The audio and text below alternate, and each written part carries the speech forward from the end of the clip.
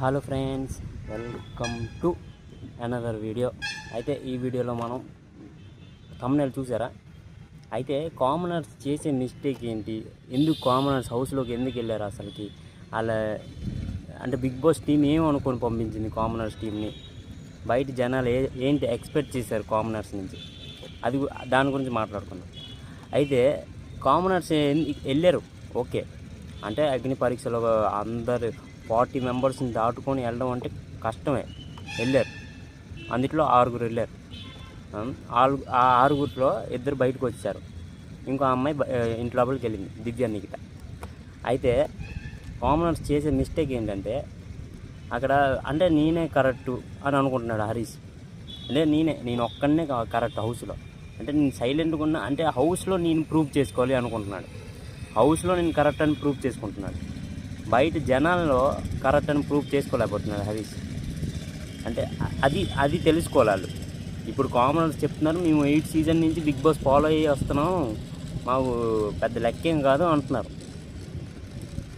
ఏంటి ఫాలో అయ్యారు అసలు? నాకు ఏంటి అర్థం కాలే. వాళ్ళు ఉట్టి హౌస్లో ఉంటున్నారు, హౌస్లో మేమేంటి ప్రూవ్ చేసుకుంటున్నారు అంతే. బయట జనాల్ని గెలుచుకోవాలంటే మీరు టాస్క్లు ఆడాలి, ఫుటేజ్లో రావాలి. ఇప్పుడు బిగ్ బాస్ టీం మీకు ఫుటేజ్ ఇవ్వాలంటే ఫుటేజ్ ఇలా రాదు.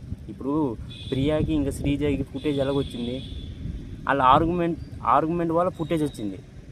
అది పక్కన పెడితే ఫుటేజ్ మాత్రం ఎలాగోలాగా వచ్చింది వాళ్ళకి. అందుకే 22 days ప్రియా ఉంది. లేకపోతే అలా కూర్చొని ఉంటే హరీష్ గారి లాగా ఈ పాటికి వచ్చిద్ది ప్రియా హౌస్లో నుంచి. ఫస్ట్ వీకే వచ్చింది. అది మ్యాటర్. ఎందుకంటే ఫుటేజ్ తీసుకుంది కాబట్టి బిగ్ బాస్ టీం ఉంచింది ఫస్ట్ వీక్. ఇంకా జనాలు కూడా ఉంచారు, టాప్ సెకండ్లో ఉంచారు ఇంకా.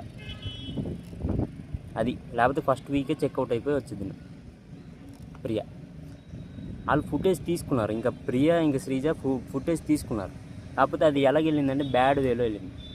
అంటే ఆర్గ్యుమెంట్ మీద ఆర్గ్యుమెంట్, అంటే ఇంట్లో ఎలాగ ఆర్గ్యుమెంట్ చేస్తారో అలాగ ఆర్గ్యుమెంట్ మీద ఆర్గ్యుమెంట్, 1 గంట 2 గంటలు అలాగా ఆర్గ్యుమెంట్లోనే ఒక సగం ఎపిసోడ్ మొత్తం మనకు చూపించుతాడు Bigg Boss first week second week.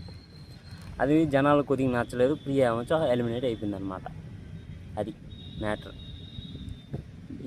ఇంకిద్దరు ఉన్నారు. నాకు కామనర్స్లో ఒక్కడే సరిగ్గా, అంటే 25% సరిగ్గా ఉన్నాడంటే డీమన్ పవన్.